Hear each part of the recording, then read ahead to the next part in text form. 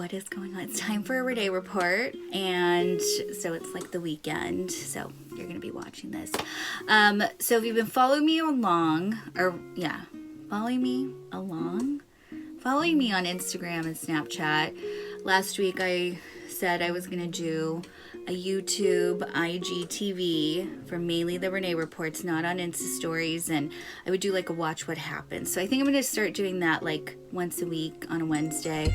What I'm watching, what I'm thinking about watching, what people think I should watch, and the Renee report will mainly be a video like this. So I'm just going to get right into it. Ashley Tisdale. So she was on, what is that show? It's not a show, it's a movie. High School Musical. She played Sharpay. So she is very interesting to me. She got married a while ago, and I was one of those people that's like, why isn't she having a baby? Why isn't she gonna have a baby? She loves her husband so much. And now she's pregnant. She just announced it this week, and she honestly wanted to have a baby when she was like really wanting to, which I feel as, you know, anybody in general who gets married, they get pressured to, you know, procreate, and they're like, am I gonna, you know, do it for me or for you? So with her, because so many, not just like, I'm sure her family, but fans. So she's so happy that she is going to have a baby. So it's just like, it's exciting. I'm excited because I'm one of those people that been watching her, and I'm like, you should have a baby. You love your husband. And then it's like, do they not want to have a baby? Maybe they're going through stuff, but she is pregnant. So congratulations to her.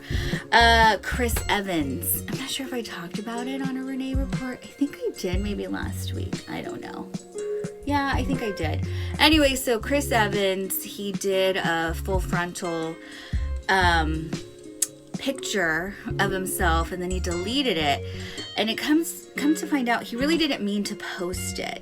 But since everyone commented on it, he's like, now that I have your attention, you should vote. So if you follow Chris Evans, he's very into politics. He's very that actor and everything.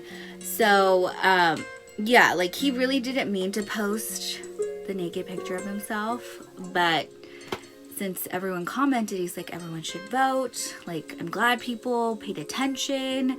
Like, he really owned it. So I think that was really funny. Anyways, what else did I talk about this week on the radio? Most of these stories I talked about. The one recently was about Jerry from that Netflix docuseries Cheer, which, by the way, Monica the coach is on Dancing with the Stars, so I will get into Dancing with the Stars. It's half of entertainment, half of what to watch. Sometimes that happens. So anyways, Jerry was like my favorite cheerleader. So if you have not watched the Netflix docuseries Cheer, you should watch it. It's a really easy watch. I finished the show in like 3 days. It's basically about this cheer squad. I can't even think of the college in Texas, and they're really good. Like, they win a lot of awards. They're a competitive cheer group, and so anyways, that's beside the point. It's a good Netflix show. What to watch if you haven't watched it already. But Jerry is one of the like cheerleaders, and he's one of the stunners and everything. And if you watch it, you fall in love with Jerry. Like, he's just one of the people that I think everyone fell in love with. Even like entertainment outlets would use him to host stuff. Like, he is just so lovable. Well, this week he was arrested by FBI people because he was he definitely was engaging in talking to kids for like sexual stuff. So the allegedly, and I'm not verbatim, this is just what I read of the story. When he was 19, they're at a cheer thing. He would kind of coax these 13-year-olds to, you know, do stuff with him sexually. And according to another story I saw, they actually did fool around at one point, but he was still like implying. Basically, they're underage. He's overage. It's a bad thing. He still was doing this. 21. He's 21 now, so 19, 20, 21. 2 years later, the parents of one of the boys caught wind of it, made authorities come through, and so it's just so disappointing. It's like, I mean, I liked the guy. Jerry, if you watch it, you'll be like, I love Jerry. And it's just like, it's so disappointing. Especially he's gotten a lot of fame now. So, you know, there's obviously something else going on to where he still wanted to entice these younger boys to engage with him like that. And, you know, now he's arrested and in jail. And I know there's a lot going on with like child trafficking and everything that's really big right now. But, you know, so I think anything like that, it's very like authorities are going to get involved. So it's very disappointing. I am extremely disappointed. Monica, who was his coach for so long, she's disappointed. She's on Dancing with the Stars. She actually did pretty decent on Dancing with the Stars, which I did finish watching. So it's just so sad and just disappointing. I mean, I think as people, when we watch certain shows, especially reality shows, because we fall in love with these people and come to find out they're like not doing what's right. It's just like with anybody though. Like you can have a best friend who you think is just perfection, and then you find out something horrible about them that they're still doing, and you're just like disappointed. I mean, I'm like that. This is why I talk about it. I'm in radio. I watch a lot of shows. I watch a lot of movies. I get obsessed with like celebrities, and what I see of them, it's not like, well, I guess I do talk like I know them. I do that with a lot of celebrities. Like I totally know Justin Timberlake and Jessica Biel, and I know what's going on with them, and like they talk to me, and I get invested. So when stories like this come out, I'm so like heartbroken. I remember when I read about it, I don't even think I really talked about it on the radio. I was just like, what happened? Like apparently he always was like this, and we didn't see it on the docuseries. So of course I think the docuseries, even though they did tie into his personal life, they did, like Jerry was one of the main characters they followed, you know, but it was mainly about Cheer and what they're doing with their life and everything. So we wouldn't even get that glimpse of him, you know what I mean? And it's just so sad because Monica's commented on it, and like one of the other male cheerleaders was like so disappointed, and it's just and now you're probably gonna watch it. I mean, yeah, I want to rewatch Cheer because I just fell in love with Jerry, so that's disappointing. So that's pretty much for entertainment stuff. I don't have a lot. That was pretty much it. And one was the follow-up of Chris Evans. So yeah, Chris Evans, so he can post, I mean, doesn't have to post naked pictures. He didn't mean to do it, so that's good. Anyway, so tying into what to watch, Monica, the coach from Cheer, she's on Dancing with the Stars. I fully finished Dancing with the Stars. I started watching it on Wednesday. So when I tend to watch stuff on Hulu primarily, because you get like actual like network shows, I'll watch it the next day. So I watched a little bit, just wanted to see how Tyra was doing. Because Tyra, like I've said, if you followed me, I'm a huge Tyra fan. I love her. I think, I know she's crazy and, you know, she's bold and fierce, but she's been always consistent with that. And so I loved her on, you know, America's Next Top Model. She wasn't great when she hosted, what is that show? America's Got Talent. She hosted for one season. She wasn't awesome with that. She was not awesome. Anyways, with Dancing with the Stars this season, though, there's no audience. It's just kind of them and all the dancers and the judges. And it's so good because I feel like the contestants can really, they're not so nervous, you know? So everyone did pretty decent dancing. And I don't know if that's the reason, but it was so good to watch. I like that Tyra is a single host because I love Tom Bergeron. I'm not a huge fan of Erin Andrews. I like her, but I don't love her. I love Tom more. I always felt Tom can handle the show by himself. He didn't need a co-host. And that could have been a reason why both Tom and Erin were let go, and they wanted just a bold host to carry on the show. And because the show doesn't really need two people. It's not like, I mean, they take it as a sports kind of thing. So, you know, in sports stuff, sometimes there's like one commentary or type person talking about it, and then the interviewer. And I think that's what they were trying to do for so long, but it's not going to work with Dancing with the Stars. They just want to see the dancing, and that's where I'm at. You see all the dances. It's a lot quicker. Tyra just asks them a few questions, and they get everything on the ballroom now. So they don't go backstage and they get talked to, and then then you get their scores. It's like they dance, the judges say stuff, Tyra says a couple things, and then it scores, and then they're done. On to the next dancer. So I don't necessarily have a favorite dancer. I think they all did really, really well. I do like AJ McLean. I've always been a fan of his personally from the Backstreet Boys. Chriselle Staus from Selling Sunset. She's okay. She's probably one of the worst. I think she had the lowest score too. Carol Baskins wasn't even bad. She wasn't great, but she wasn't bad. I'm trying to think of the girl. Oh, the girl who's on the Disney Channel. She did really good.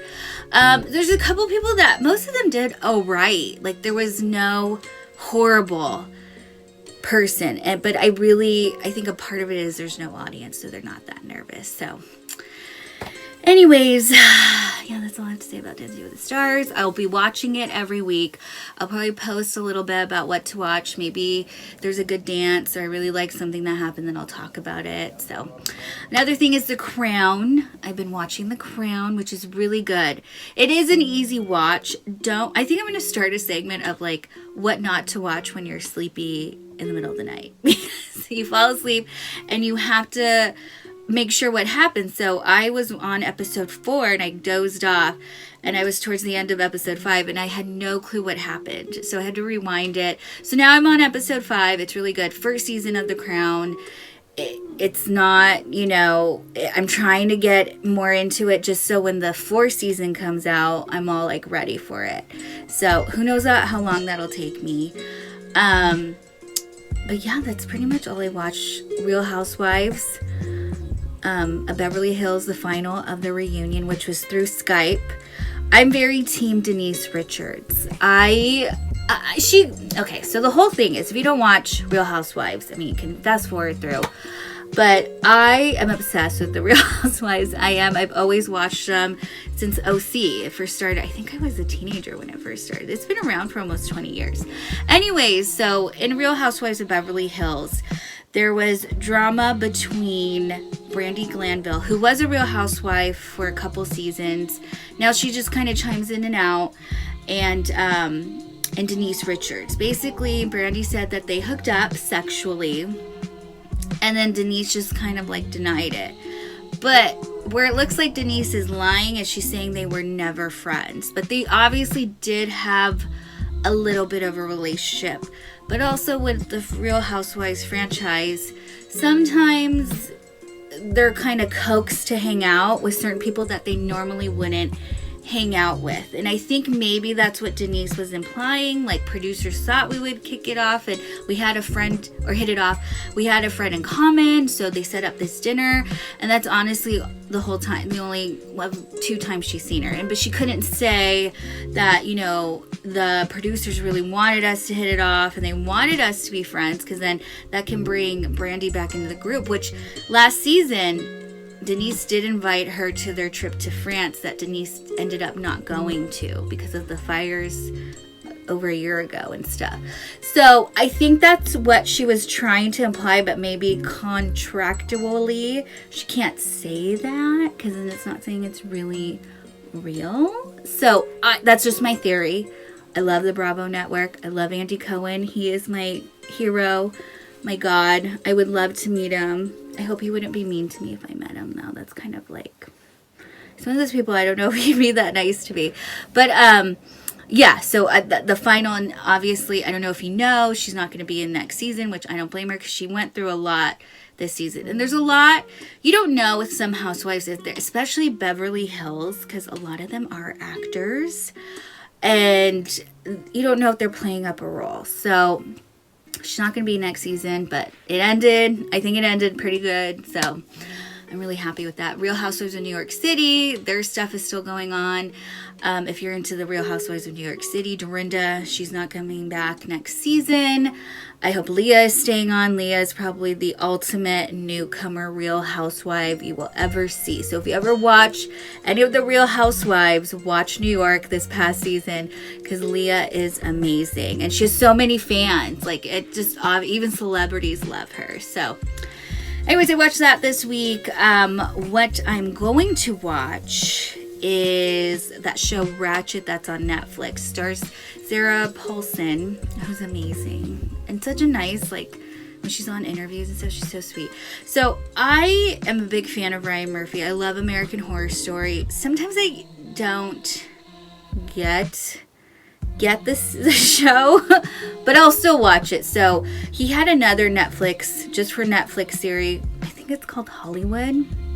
I never got into it, never watched it, but Ratched, it's based off the nurse in the movie One Flew Over the Cuckoo's Nest with Jack Nicholson, which I never seen, but I'm just like, I gotta watch it. Good watch. Very intense. Not scary. I wouldn't watch it late at night either, because you kind of have to pay attention. I was really tired when I started watching it. Finished the first episode today. So that's what I've been watching. I do want to get into 90 Day Fiance. I've never watched it. I know people are always like surprised that I've never watched it. I need to start it. I have people that tell me constantly I need to watch it, and I'm gonna try. I don't know. I have a lot to watch. And you have to keep in mind, I have 2 kids under 5, and they're pretty easygoing, and I can watch certain things I'm like, I don't want my 4-year-old to see me watching. 90 Day Fiance, though, any reality show I can get away with. So I'm going to start watching that. And the movie on Netflix, The Social Dilemma, that everyone's talking about that. I haven't even seen it. I know what it's about. Basically, social media, actual people who's worked with, like, you know, certain like companies that influence social media. It's supposed to be really good. My niece had watched it, and she deleted her Facebook and TikTok. She just kept Instagram. So that's basically, I'm like, oh, let's be that good. So I'm going to try to really watch that within the week, and then hopefully by next week I'll know more about it. But that's pretty much it for the Renee Report for this week. Thank you so much for watching from my closet. So if you didn't watch last week's episode, I filmed this in my closet because it's a video and I can lock myself in here. I do like the fact that there's like, it's kind of messy and there's makeup, and that's my bouquet when I got married. So anyways, thank you to everybody who's watching. If you want to subscribe. Share this video if you want to. You don't have to. But just thanking you for taking the time to watch it. I hope everyone has a great week coming up.